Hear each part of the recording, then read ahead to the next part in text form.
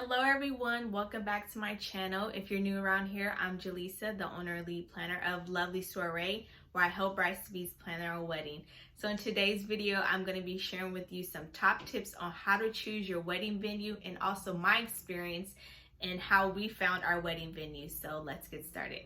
So when we got engaged was back in 2017 of July. I knew I wanted to get married a year after that. So I knew that I needed to hurry up and find this wedding venue right away. So the sources that I used the Knot, Wedding Wire, and Wedding Guides trying to find a wedding venue. So, and also I had no idea how expensive a wedding venue even costs. So we started with, we were going to get married during the summertime, but just living in SoCal, it's just too hot. So we ended up moving our wedding date to October. So we knew we wanted to get married, in the fall season, because October in SoCal is just, it's not too hot, it's not too cold, and it was just perfect. So, and our guest count we started with was maybe like 150 people with a budget of $8,000. So yeah, and I'll get to that in a moment. But yeah, we started with 150 people and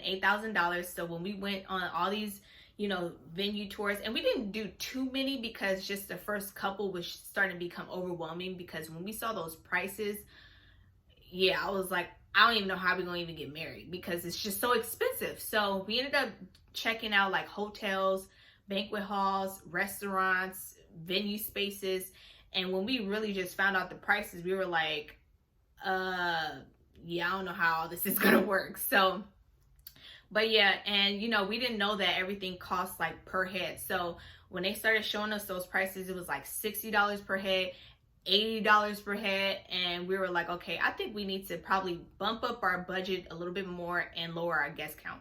I don't even know 150 people. So I don't even know how we came up with that number. So anyway, but yeah, and also too, October is like the peak season of just weddings. So we had no idea that just October is just like the most popular month in weddings. So we ended up sticking with October, and we just bumped up our budget a little bit. And so I used the Knot on finding our wedding venue. So we ended up getting married in Long Beach, and we found our wedding venue, and it's called The Grand, and it's an event space, and it's really beautiful. So, and we knew that the theme that we wanted was more like a romantic feel, and the color scheme was purple, and it just flowed really well with the event space. So we ended up booking that venue with The Grand because it was really feasible with our budget. And a few things that was really important to us was just making sure that our venue was all inclusive. And because I was doing most of the planning, and I didn't want to have to worry about outsourcing like tables, chairs, linens, the venue had all of that. So it already had catering, a venue coordinator. It worked out perfect. So another thing that was important to us was parking accommodations. So we knew that we didn't want our family to be paying for parking. So it worked out perfectly, because I don't know if they still offer it, but at the time, the parking was complimentary. So that worked out perfectly. And another thing too was we didn't want to have to worry about setting up and cleaning up. So the venue pretty much helped out with that as well, because we didn't want to have to worry about taking care of all of that, because the venue took care of it for us. And another thing is the venue was all at the same space. So our ceremony and the reception was all in one space. So that was another thing that was important to us, because we didn't want our guests to be traveling to multiple spaces. So it just worked out perfectly. And I was just praying to God, like, God, please allow us to find a venue that's within our budget and, all of these things that we want, because as soon as we got engaged, I was like on it, trying to find a venue, because we wanted to just lock down the venue within a year out, because it was already stressful enough trying to do everything else. So the venue was probably one of the most overwhelming things I had to do when I was planning my own wedding. So I hope this was helpful for you. And now I'm gonna get right into the top tips on how to choose your wedding venue. So let's get started. So the first tip is to make sure you have your deposit saved and ready to go. Just in case if you do find the one, you're able to just lock it down right away. And if you are still just browsing around looking for other venues, just so that way you can have options, more than likely that wedding venue will hold your wedding day for about a week. So just keep that in mind. So, but just in case, if you're ready to just lock it down right away, make sure you have your deposit ready to go. The second tip is to make sure the venue matches your look and feel. So make sure everything just goes well with your wedding day style and everything's cohesive, because it's nothing like you just picking a wedding venue and it just doesn't match at all. So you definitely want to keep your wedding theme, or just the look and feel of your wedding, just the way you want it to turn out, because you don't want to have any regrets after you choose your wedding venue. Next tip is to think about if you want to do an all-inclusive venue or a non-traditional venue. So I did mention earlier about an all-inclusive venue. So what that means is the venue will already have a venue coordinator, caterer, and tables, chairs, linens, flatware. All of that stuff is already included. And a non-traditional venue is like, say you want to do it at a community center or at a park where you have a blank canvas to start with. So you definitely want to keep that in mind when you are choosing your wedding venue. Do you want to go with all-inclusive or non-traditional? I would definitely suggest, if you are planning your own wedding, is to go with a venue that's all-inclusive, just so that way you don't have to worry about outsourcing like those tables, chairs, linens, all of that stuff, because it will become overwhelming. And also too, you're probably going to end up spending a lot more you anticipated on. So definitely keep that in mind. So the next tip is to make sure that the venue has a scenic view.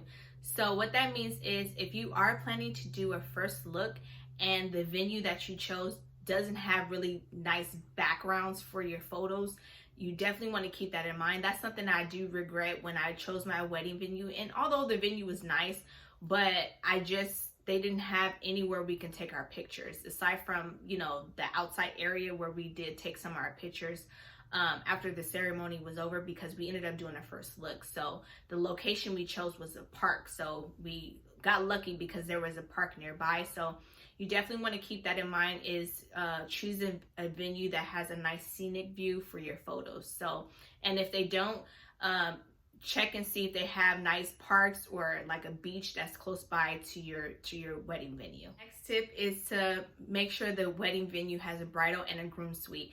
And a lot of times venues won't have a groom suite, but they will more than likely have a bridal suite. But just to be sure, just to check with them if they have both, because you want to have an area where you and your bridal party can get ready at. And if they don't, you're probably going to have to get ready at your house or at a hotel. And depending on where you're getting married at, if you are getting ready at a location that's really far, you have to think about the traffic. So that's why I do suggest making sure the venue has a bridal and a groom suite. So that way you're already at the venue and you don't have to worry about, traveling too far. So that's something you definitely have to keep in mind. The next tip is having an alternative in case the weather just does not cooperate with your wedding day. So if you are planning to get married outside, make sure you have an alternative plan, like you're able to just have a tent or a canopy or something, where that way you have a backup plan in case it rains or it's just too hot. So you definitely want to just keep that in mind. And the next tip is to make sure you think about parking accommodation. So I did mention this earlier, is does the venue have really great, decent parking? And do they have validation parking, free parking? So that's something that a lot of times we really just don't think about when we are choosing our wedding venue, is to make sure that they have really great parking, and that way your guests aren't having a hard time trying to find parking on your wedding day. The next tip is to think about the wedding date. So I should have made this like the top tip, but I did mention this earlier, is when you are choosing your wedding date and your wedding venue, they do combine in one. And because like I mentioned earlier, when you are looking for wedding venues, and if your wedding date is during the wedding peak season, it's going to be really, really pricey. So, and if you are planning to get married on a Saturday, that's another factor that plays into the pricing as well. So that's another thing to think about, is when you are choosing your wedding date, is to think about the season and the day of the week. So the last and final tip is to think about your guest count and to ask the venue, what is the guest capacity, especially with circumstances right now. How many guests are they accommodating at their venue space? So that's something that's important. And also you want to ask them, what's the guest minimum? So if you have a guest count of like 50 people and they're saying their minimum guest count is 100, it's just not going to work for you. So you definitely want to do your research before you start going to all of these venue tours, and to just, it's no problem with telling them like, okay, my guest count is this. Are you able to accommodate it? And also asking them what's their guest capacity. So that's important. So I hope these tips were helpful, and I would love to know, what stage you are in your wedding planning process. Are you looking for your venue? Did you already lock it down? I would love to know, and you can just leave them in the chat below and I will respond back. And if you like this video, give it a thumbs up. And if you want to be a part of my community here, subscribe to my YouTube channel. I really appreciate it. And until then, I'll see you next time. Bye.